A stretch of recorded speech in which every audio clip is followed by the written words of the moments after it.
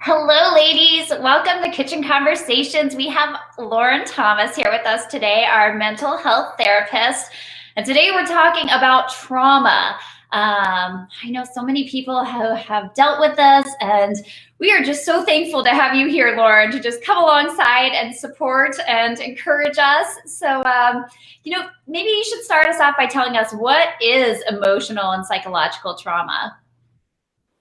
Yeah, well, and before I start, I want you ladies to know that that this topic has been something that Michelle and I both have been praying about, because to honor each individual who has been traumatized in events in their lives is really hard in a group format, and without knowing the specific details. And so I just want you all to know that that is my heart's desire, is to honor the pain that you have experienced or a loved one has experienced, and knowing that that trauma is not my specialty, and there are so many people who specialize only in this topic. And so I'm coming from a broad sense of support when it comes to trauma. So before I move in, I wanted to honor anyone who has experienced something in their life that has caused them to not be able to heal effectively. So emotional and psychological trauma. So maybe before I go there, I touch on the three types of trauma. That might be a little better to start with that, if that's okay, because the emotional and psychological will play into all of those types. But we first have acute trauma, and that's someone that's experienced like a single stressful or dangerous event. It's a one-time occurrence, and that's an acute space that they're dealing with. And then we have chronic trauma, and that's repeated and prolonged exposure to highly stressful situations. So that would look like child abuse or bullying or domestic violence. And within this type, there's kind of like a subtype that people are talking about now that's called betrayal trauma. And that's within the context of a marriage. And so that is dealing with affairs or pornography addiction within the marriage. And so that's like a little subset under this chronic trauma. And then we have complex trauma, and that's exposure to multiple traumatic events. And so that would look like military who go to combat and have seen many situations that are different, but that are all traumatizing. That would be frontline responders who are not prepared with the same type of event, but that the event itself is traumatic. And so that's complex because you're dealing with multiple different styles of an event. And so in that, we have this emotional and psychological trauma. And it's the result of this extraordinarily stressful event, and it shatters our security. It makes us feel helpless in a dangerous world. The psychological trauma can leave you struggling with upsetting emotions, memories, and an anxiety that just doesn't go away. It can also leave you feeling numb. It can make you feel disconnected. It can leave you feeling untrusting. And so making those connections with people aren't going to happen because you don't have trust in individuals or in the collective society. Is that? Yeah, I mean, I think a lot of women feel a lot of those things. And just, I mean, how do some people might not even realize how they might have been traumatized? Like, what are some ways that we have been traumatized so that people can kind of relate to their story? Yeah, well, one thing is to look at it is it's not objective circumstances. So determining whether the event is traumatic to person A or person B, right? So it's not that all events for all people will be traumatic. Mm-hmm. But it's the subjective emotional experience of the event. And so that's why we have, and I use military because you guys know I'm a military spouse. And so that is a space that I have had an abundance of talking with in terms of how people deal. So you can have a person who comes back from war and they were in a place where a bomb went off and they're not traumatized by that. And then you can have the person sitting next to them that experience the exact same thing and they can come back and be traumatized by the event. So it's the emotional experience of the event for the individual that determines if it's traumatic or not. And that's why there are some people who can have a domestic violence situation and they can walk out of that situation and it be something that they're not impacted long term by. And then you can have another person who's in a domestic violence situation who they are traumatized and unable to trust and make connections.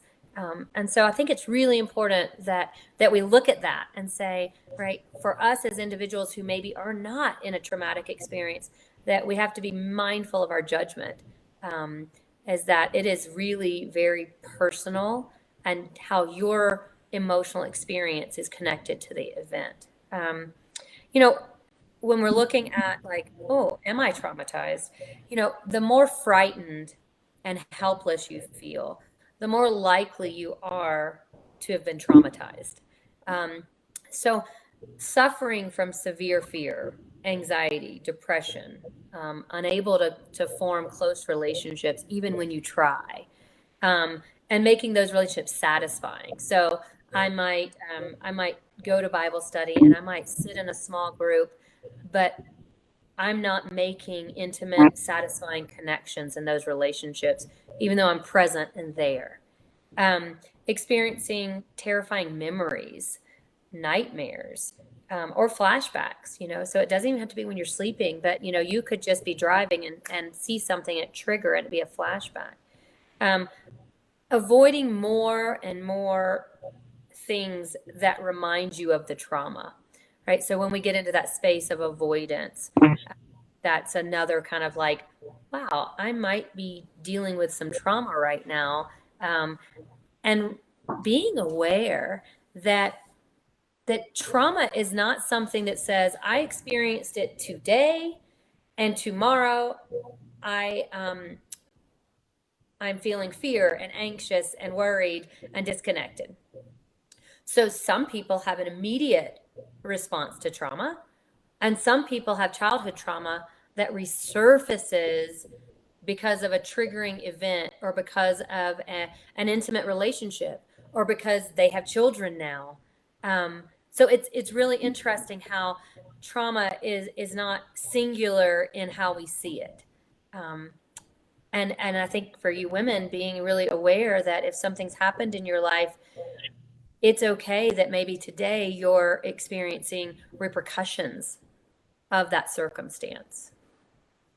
Yeah. So knowing that, how do we cope? How do we cope with those traumas? Yeah.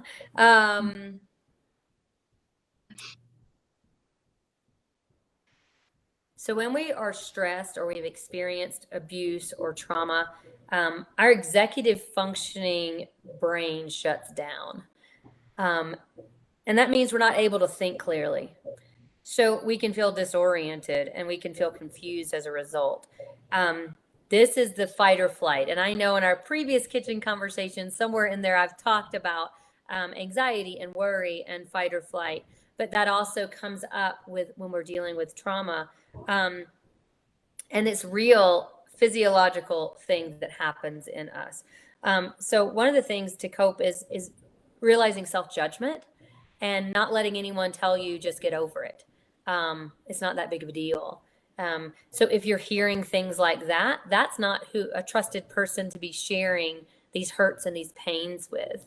And so that's really important, I think, is connection is so key to trauma, but really realizing who do we talk to when we have experienced a traumatic event, or we have been triggered and that traumatic event is being resurfaced for us. That's one of the most important things. I think the other thing is really looking at like, what are the symptoms? So before we go to coping, looking at like what our symptoms are. Like what would someone be experiencing if they had emotional or physiological or psychological symptoms? And so some of that looks like shock and denial, like I'm good, it's no big deal. It could be confusion. It could be like difficulty concentrating. So you get to work, or you're trying to help your kid with homework, or you're just reading a book. And so you're really having a hard time giving attention to what in the past would have been something that would have been normal for you or easy for you. Anger, irritability, these are symptoms. Mood swings, like, oh, I don't know why I am just losing it right now on my husband. Or something has happened to me and I'm now not able to really function in my friend circle the same way because I'm not as connected. Guilt, shame, self-blame. These are symptoms that we want to pay attention to and to not push away. That helpless, sad, numbness, we really want to engage there. You know, one of the interesting things is that, and I know sometimes I deviate from your question, but it's because I had a thought, so I apologize for that. But when I look at what's happening in our world right now, and what has happened in the DC area, those things are causing different responses from people. And so we might ourselves not be in a traumatic event, but because of social media and news, we might be bombarded with events that over and over can overwhelm our nervous system. And they can create what's called traumatic stress. So we also can call that secondary trauma. But more importantly, paying attention that it doesn't matter really what causes the trauma. So whether it be this constant rewatching of something, or you actually have been the event yourself, whether it happened years ago or yesterday, but that when we look at the coping, there is healing for this, and realizing that hopeless and that numbness, sometimes I think people don't even realize that they might be feeding their brain some hurtful information. And so paying attention to what you're consuming yourself with when there have been events that are stressful, such as what we all have experienced in our recent past. Then there's some physical symptoms. Insomnia, nightmares, fatigue, just like, oh my gosh, I just can't get going. That's out of the norm. Racing heart rate, edginess, agitation, muscle tension, aches and pains, like going, gosh, my back I cannot get past this physical ailment. Those can be symptoms that we're experiencing, that either the trauma has happened or that we've been triggered to re-experience something that has happened in our life in the past. Okay, so now you asked about coping. Yeah, yes. So after a long time, I'll get to your question. No worries. All right, so you guys know that when I talk, I like to have skills. But again, one of the key skills is support network. And so if you have experienced trauma, and any of those types that we talked about, right? The acute, the complex, the chronic,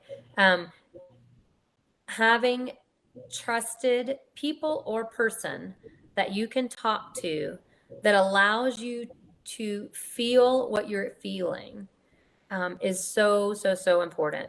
I'm not doing a plug for counseling, but one of the best places to do this is with a trained professional, because our friends, as loving and as trusting as they are, don't have the skill set all the time to know what to do when trauma has happened. So that's one of the coping skills, is support network, but knowing which support network is appropriate for this time in your life is really key. Taking it easy and one day at a time. Right? Sometimes we want to rush. I just want to get done with this. I want to not feel this way anymore.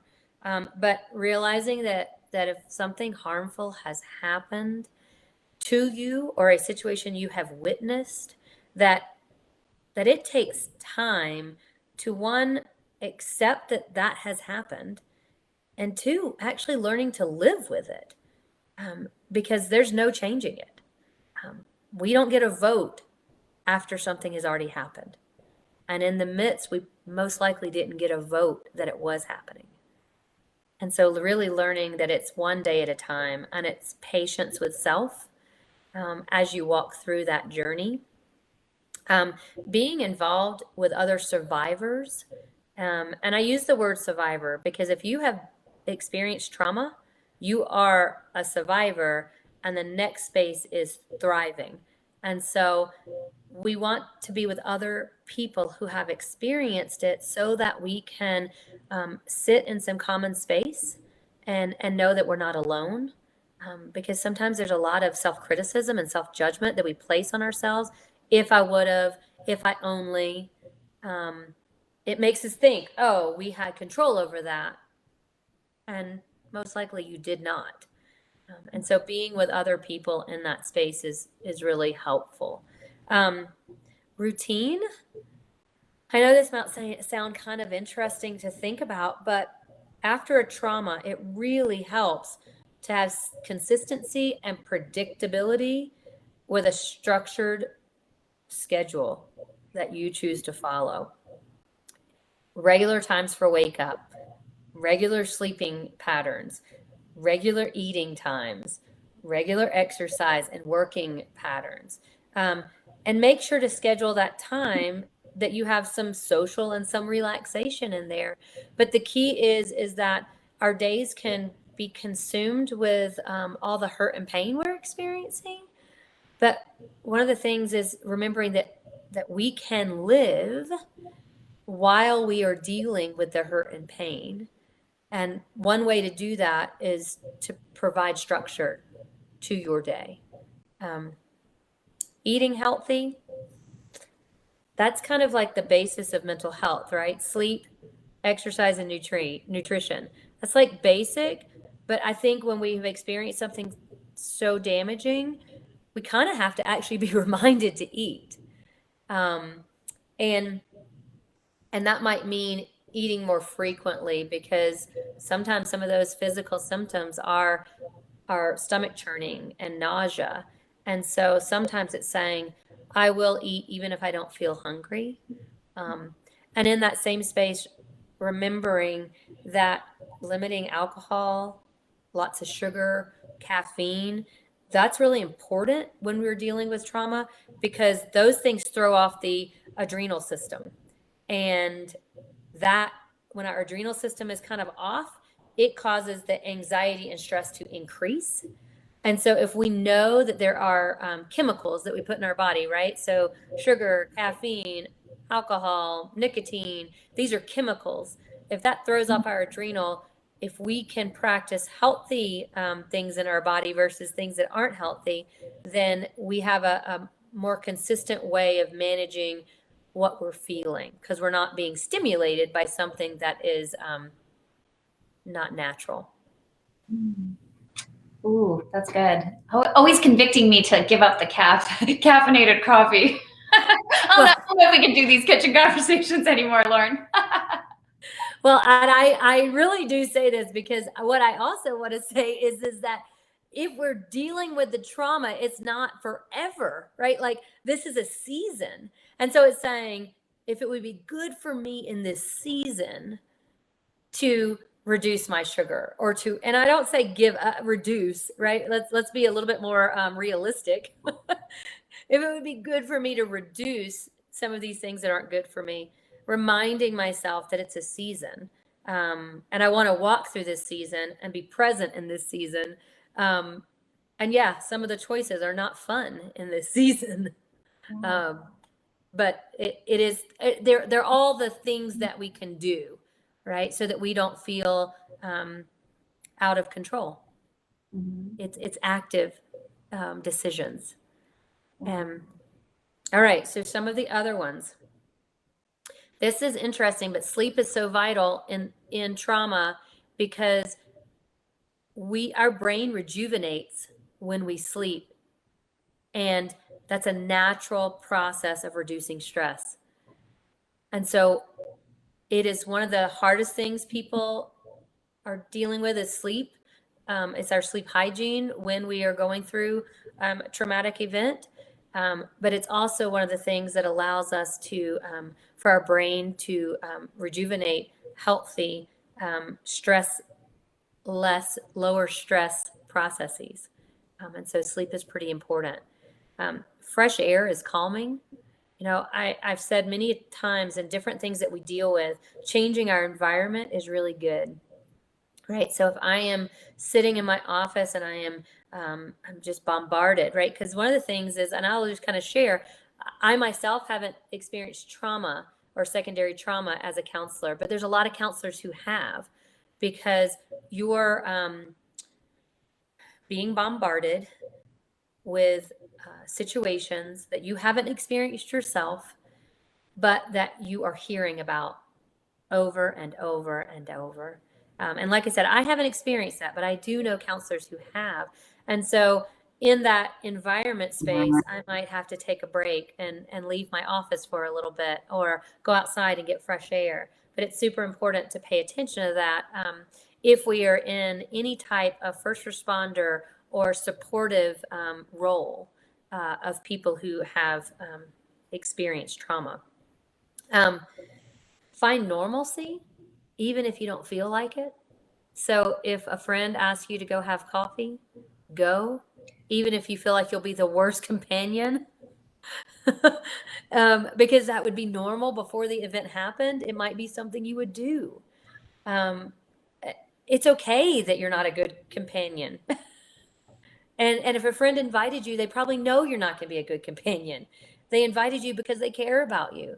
So even when you don't feel like it, put back in some of the things that are normal and that provide wellness to you. I brought up the idea of therapists, and so I want to be a little bit more specific with that. If you have experienced trauma, there are some specific treatment approaches that therapists can get trained in to specifically address trauma.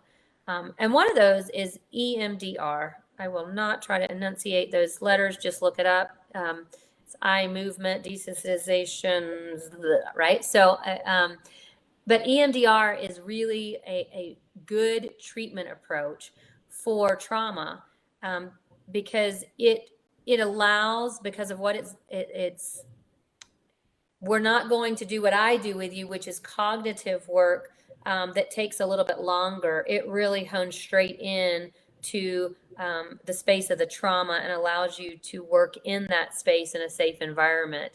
And therapists, I don't do it because you have to be specifically trained for it. But I do recommend that. And when even I am working with a client, they come in for anxiety, or they come in for depression, or they come in because their marriage isn't working. If I start to recognize we're looking at trauma, right, because of, even though they didn't know that might be trauma, if I don't feel equipped as a therapist to walk them through that, I'm going to refer them. And I've done that with many of my clients. It doesn't mean they don't see me. They might go and take a pause and do this specific treatment, and then they might come back to me. And so it's really knowing that you can get specific, focused support for trauma. One of the things that really helps with and it's a researched, it's bilateral movement, which helps to integrate the stress into the brain-body connection. So imagine holding two squishy balls, right? Stress balls. And bilateral movement would say, I'm going to squeeze this hand and I'm going to squeeze this hand. And so there is research that shows that bilateral movement does some signaling to the brain that helps reduce stress also. One of the visuals that I kind of think is fun with that one is like, think of a cat like kneading a blanket before they like relax. And that's that same bilateral movement that helps our relaxation happen. That's so interesting, right? Yeah, I mean, the neuroscience of the brain is crazy. It's amazing how much we can know by studying the brain. Yeah, I think it's pretty cool. One that would probably work for this group of ladies is thinking of this idea of like laughing and smiling. And yes, sometimes you might actually have to force it. And sometimes you might need to actually use an external stimuli, like watching a YouTube video or watching a funny movie or calling the friend that you know is going to pop jokes about things that might even be inappropriate, but that aren't about your trauma. Right. And so realizing that is healing in itself. Movement, dancing, turning up the music. I mean, music in itself has a healing component, but then when you move to the music, you're engaging two things, right? You're engaging the movement and the auditory. And so doing things like that really give you a sense of, okay, this in itself is not stressful. I am dealing with a really stressful, traumatic situation, but in that I can do things that in the midst of them, I don't feel as stressed. Or a sense of Friday night dance party coming on for the women's ministry. You would participate. And you make sure you have the disco light. And yes, exactly. I mean, that is what it is about. I don't remember, Michelle, if it was you, but we were talking like dance parties with our kids. I mean, and it's just like, be silly. We used to actually implement that at about 3:30 when my kids were really little. We would have dance parties because otherwise, you just needed a dance party at 3. Right. Everybody felt better if you had one. So see, it all goes back to this, and I didn't even know it. You were already working on how to cope, right? Yes. There's another space of like learning how to create space of no judgment. Right? That is a skill. But it's in this. It's like I might have a dance party, but I am not turning my video on, right? And so it's like going, wait, who cares? Like, if someone's showing up for a dance party, they're probably not showing up to watch me anyway, And so it's like figuring out how I can create this space of no judgment of myself. That's like when I'm scared, when there's just no judgment. And so it's like being creative. Okay. I love one of the things that I've been seeing just because I follow your women's page, and I don't know the names of everything, but when you do the journaling or the drawing or all of that creative processing. Scripture Sisters does that to help them memorize scripture. Yeah, they do all sorts of creative things. I really like that because it's like just create without judgment. And when you're scared, it's interesting how the imagination contracts, and fear and worry are the antithesis of imagination. And so we're working to reverse that, right? So it's like, I don't want to be scared because I want to work on that because my imagination is constricted. Okay, so if I have a space of no judgment and I just create without having a finished product in mind, without worrying about what someone's going to say about it, right? Then I'm reversing this space in my brain, which I find that kind of cool. Makes me want to go paint something. Well, and it's like, have you done those paint nights? I really think about that. I'm like, whatever they're called, all and that I'm not an artist, but man, when I left that place, I felt like an artist. And it was fun. I love to go to those places, and you have the finished project. So I like the finished product. If I did it at home, I might not have the finished product. Right. I was talking earlier today, and I was talking about how some of us are like artistic in our nature. Like, right, we might sew, or we might crochet. I'm like using my hands, couldn't remember the word. We might crochet, or or we might paint, or we might draw. And then I said, but what if that's not our creative way? Some of us are creative with projects, right? Some of us are creative with implementing activities. That is still creative, right? It might not be a product that we see, but it can be an event that we are a part of, that we are creating and being a part of that. And so it's really looking at what your gifts are and what your strengths are, but realizing creativity is in all of us. I love that you said that, because I have so many women tell me they're not creative, but they can do these amazing like organization, admin, make it happen projects. I'm like, that is very creative to put all that into making it happen. So yes. Yeah. Our God is creative and his spirit is in us. Therefore. That is so true. So true. You know, one of the other thoughts is looking at this idea of when we've been traumatized, our safety's been violated. And looking at ways that we can give ourselves a sense of safety, something that reminds us and is tangible. So I think it's really a smart idea to find something that expresses love or care, right? A small carry kind of object. You know, it can be a stone, it can be a keychain, it can be a small, tiny stuffed animal, but it's more like an internal reminder that you're strong and you're courageous. You know, and I love Joshua 1:9. But strong, right? Strong and courageous. That's where it comes from. And so when I think on that, I'm like, right. Sometimes we need external, tangible things to touch that remind us of what God says about us. Funny, because I put that on a picture of my friend who was going through a time that I felt like she needed it. And it says, be strong and courageous, for the Lord your God is with you wherever you go. And for me, when I put it on an image, it helps me remember it, right? But we need those reminders.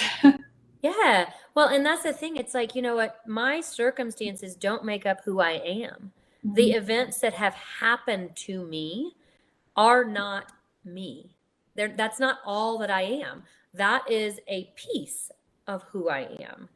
And the other pieces are so much greater when we give space for them. Boundaries. Oh, sorry. You had a thought. No, go ahead. Keep going. The other, the thing here, and boundaries is such a broad word, but my earring just fell out. Sorry. And I just noticed that, ladies. Let me just put that right back on in, and then we'll keep going. I love the computer. But boundaries, right? It's saying, what are my limits and what are good for me? What's good for me? It's not avoiding everything, but it's saying, in this season, this is what I have the energy for, and this is what I can attack right now, and using those really present centered words. So for example, a boundary might look like, I'm going through a traumatic event, and in the past, prior to this, I might have been serving on 5 different committees. Okay, whether it be PTA, whether it be church committees, whatever it is. And that was a part of my love, is to serve in those areas. And then this event happened, and I might need to then place a boundary that says, for me right now, I have to pull back so that I can walk through this experience with wellness. Because maybe doing those 5 things I was committed to previously might be a way that I'm not caring for myself. And so being okay and allowing someone to say, do you need time right now? And actually hearing that and recognizing, do I? Advocating for yourself, right, goes right along with boundaries. And so being able to advocate that you're going to set those boundaries, or being able to advocate if something bad has happened to you, that you're going to stand up and say, no, not again. And so realizing that you have a voice, and advocating within that voice is, it speaks to strength, and knowing, just like Joshua 1:9 says, right, strong and courageous, right, that you're told you have this ability. That is such a good reminder, because I feel like those moments where you need to be brave like that, those are difficult moments, right? It's so easy to say yes, to advocate for yourself. Sometimes it seems so difficult to actually do, right? Do you have any tips for that too? I love talking to the mirror.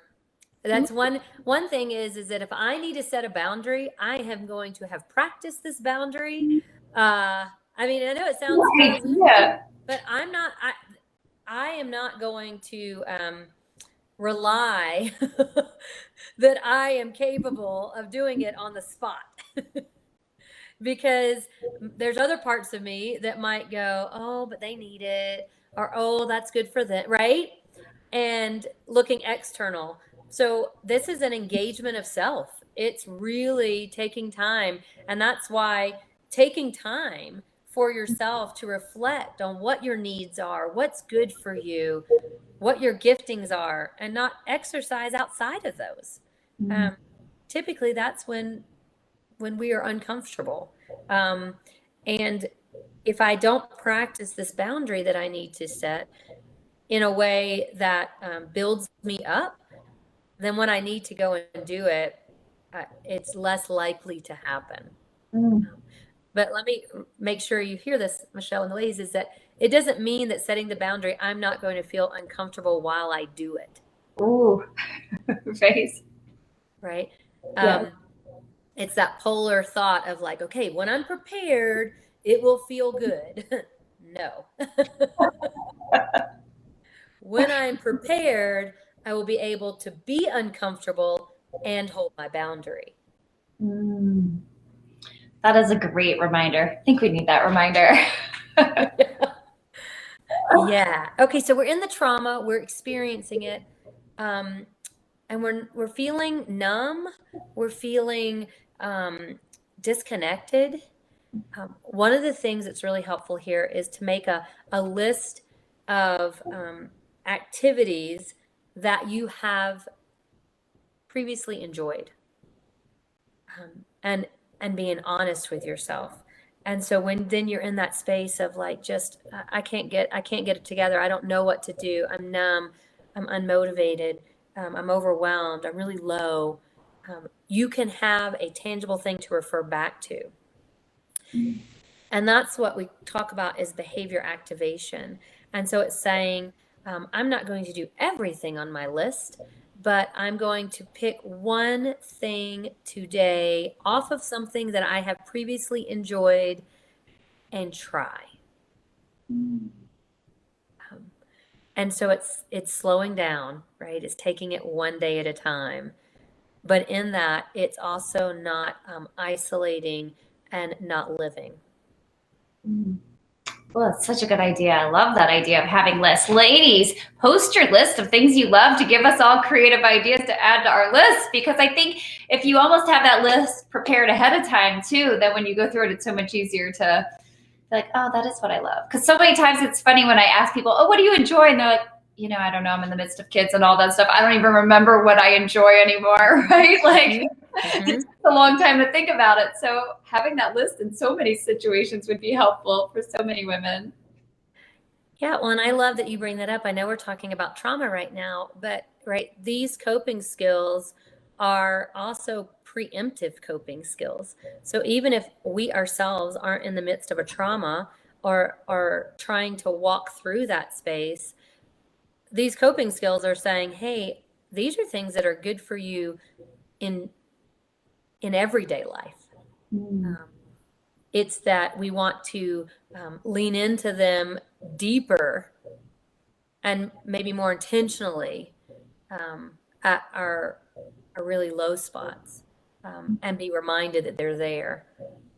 Yeah. Oh, wow. Well, so many of us too have sisters in Christ who are going through trauma, right? So how do we help those loved ones to deal with trauma? Because I think we want to be there to support them and encourage them. And what advice would you give for that? Yeah. And that, I would actually think that we probably find ourselves there more frequently than we find ourselves in a traumatic situation. And so I think that is an important space to look. You know, one of the things is this idea of when I come alongside, am I in a mindset of patience and understanding? Because to care is one thing, but to realize that it's at the rate and the timing of the person who's experiencing it. And so healing from trauma takes time. So as a loved one or as a friend or a fellow sister, you know, I have to be patient and remember that the pace of recovery is very personal. And so even if I have walked alongside another sister who has gone through something similar, the pace of the recovery can't be compared. I get that question often. How long will this take? You know, and there's unfortunately no answer, because that is so personal to, one, the exposure and the event, and two, the emotional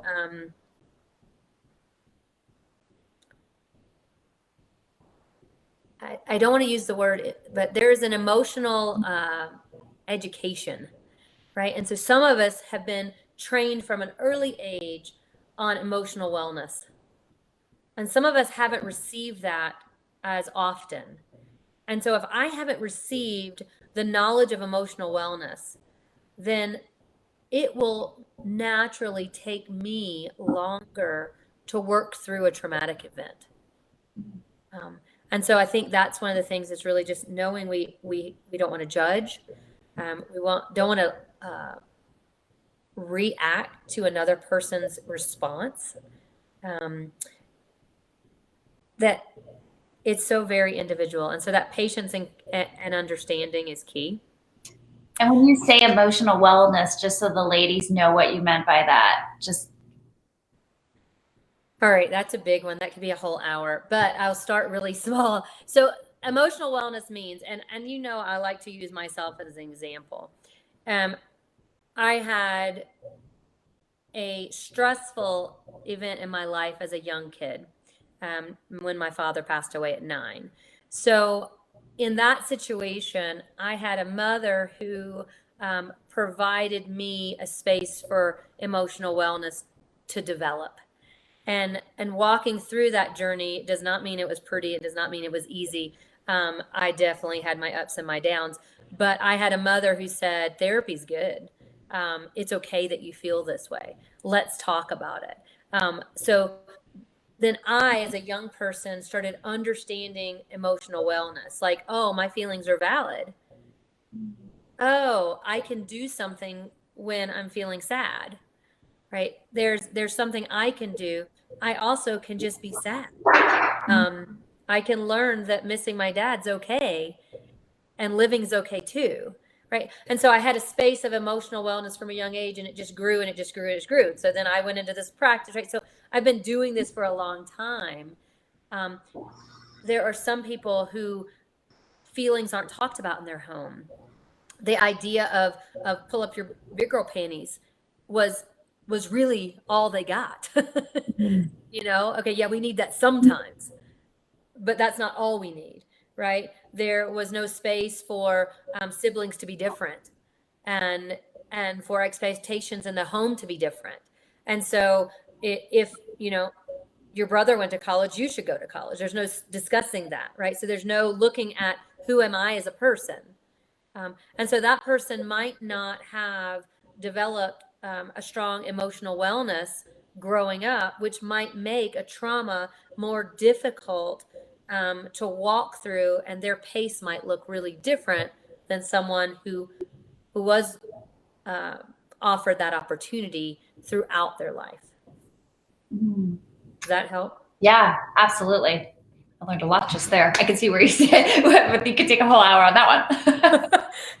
All right. So then we're dealing with our sisters or our family members. You know, one of the things we can do is practical support. Practical support is like, you know, maybe someone's not ready to talk about it. Maybe you aren't the one they're talking to about it. And that's okay. But we can still care for them, right? Practical support would be like going grocery shopping for them, coming alongside them when they're folding laundry and not talking and just doing it with them, being available if and when they want to talk and listen, asking them to join you for, a walk. Those are practical support options without having to talk about the trauma. And that we get to then in turn go, what is the need of this person? And we get to ask ourselves, I want to do something, right? Sometimes as a caregiver, we can feel helpless ourselves, like a loved one, right? So it's looking at not what I can't do, but what I can do when we're offering that support. That space of pressure is really important. And so I think it makes us feel better if we talk about their trauma or their experience. It doesn't mean it makes them feel better. And so realizing, who are we there to support, ourselves or them? And if you need to talk about the experience of a loved one or a friend that has had a traumatic experience, then in confidence, right, without breaking confidentiality of the other person, find someone you can talk to. Because when we're supporting that person, we need to be doing it based on what their needs are, not what our needs are. Helping them socialize and relax, right? Because when we've experienced trauma, our stress level is at the most heightened space it probably has ever been. And so figuring out relaxation with that person. Is it relaxing to walk, or does that produce stress? Is it relaxing to have a cup of tea? Is it relaxing to go get a massage together or get your nails done together? Okay, COVID, I know, but some people still are doing that. So I don't know. Wherever you live, whatever your truths are about this, go for it. I'm not here to judge. So the point is that relaxing and socializing. We can offer that to someone. We can support them in that way. We can help them pursue it, right? Knowing that it's really good, it's needed. Looking at hobbies. What was my friend? What was my brother? What was my, right? What was the hobbies before the trauma? And finding ways that I can encourage that. Because that is normalcy. I like that. Those are good. Those are good. What about too, if we notice a child, or how do we notice, especially if we have children, how do we know if they're going through trauma, or what do we do about that too? Yeah, with children, it looks different than it does with adults. And so one, I would highly recommend, if it is our child that has had a traumatic experience, art therapy and play therapy are great avenues. Children are less likely to talk about their experience. They're more likely to create about their experience. And so, again, I don't specialize in that, so I would not see a child. Now I work with teens with it, but a child I would not work with that had trauma. But knowing that as a parent, that something's happened to our kiddo, and we want them to know that they can talk to us. Remembering talk is less of a way of expression for kids. Think about it, right? When our kids are in healthy spaces, they're typically playing or creating Legos, drawing, building blocks, developing some imagination in their world of like calico critters. That's my daughter right now. Right? It's my world. I got these little critters sitting all over the house. But these critters have such imaginations, right? So remembering that about a child. And also being aware, I think, is the most important thing, is that if a child has had trauma, regression is common. And so when regression means that they return to an earlier stage that felt safer. So that, I'm not going to go into development of children, but it's something to pay attention to. my child is 10, they've been doing this, and they regress into an earlier stage prior to the trauma. That might look like they need me more at bedtime than they have. That might look like sometimes they want to go back to a sippy cup. That might look like bedwetting. Older children might have a fear of being alone when you're like, I just reached 10 and I don't have to have a babysitter. I mean, like, whatever. Again, no judgment. I don't know what the age is. I forget. It might be 12 in Virginia. I don't know. But the whole point is, right? It's like you're excited about this independent space. They might regress and you might not have that during this traumatic season that they're walking through. So it's important to understand and realize that regression is typical. Be patient and comforting. Kids will inadvertently, especially 8 or younger, will own it as their fault, whatever the situation is. And I want you to think about this with kids. A lot of times when we talk about trauma with kids, we're thinking molestation. But I want you to imagine that children can be traumatized by bullying. Children can be traumatized by marital discord. Children can be traumatized by events that happen with their older siblings, right? There's a lot. And so it's not just abuse. And so really thinking about that and who your kid is.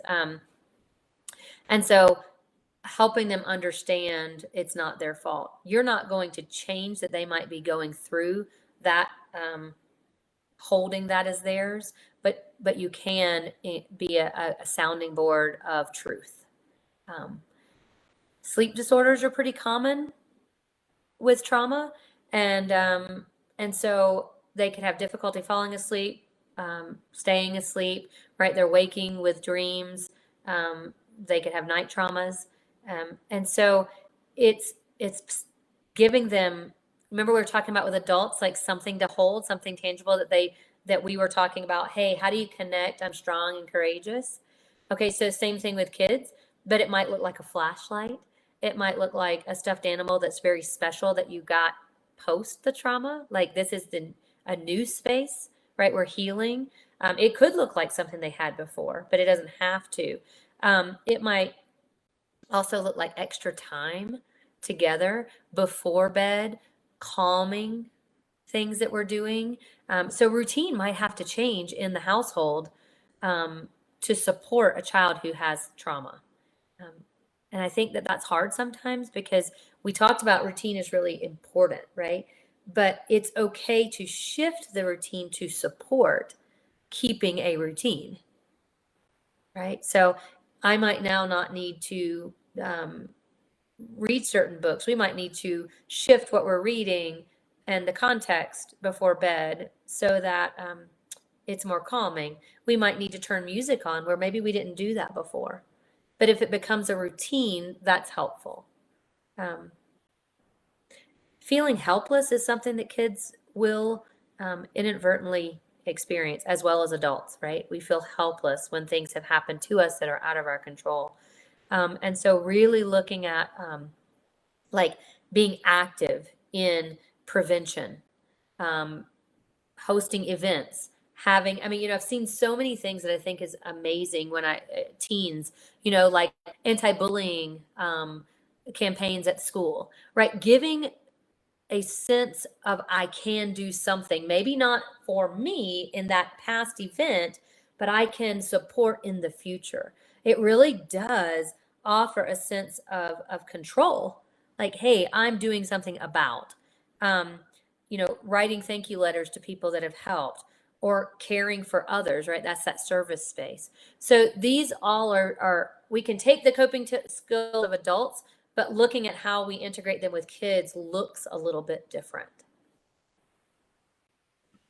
I love that. I have a friend who I'm going to send that to after we get off. Who needs that? Who texted me about that this morning? So so I appreciate you being here with us. Is there anything else you think that the ladies should know before we go?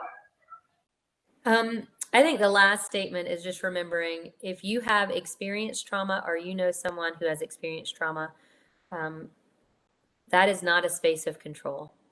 And one of the things that we want to look at is the things we can control and the things that we cannot control. And so we call that our locus of control. And when we really talk about that, and I would encourage you, if you are sitting in a space of hurt and pain that is due to a traumatic experience, work through releasing the space of control that wasn't yours and begin engaging a space of control that now is. Thank you so much, Lauran. I so appreciate you taking the time to be here with us today. And ladies, if you have your questions, post them below or message us or email women@burkecommunity.com, because Lauran is always up for helping us. So thank you so much. You're welcome. Nice to see you guys. Bye, ladies. Bye.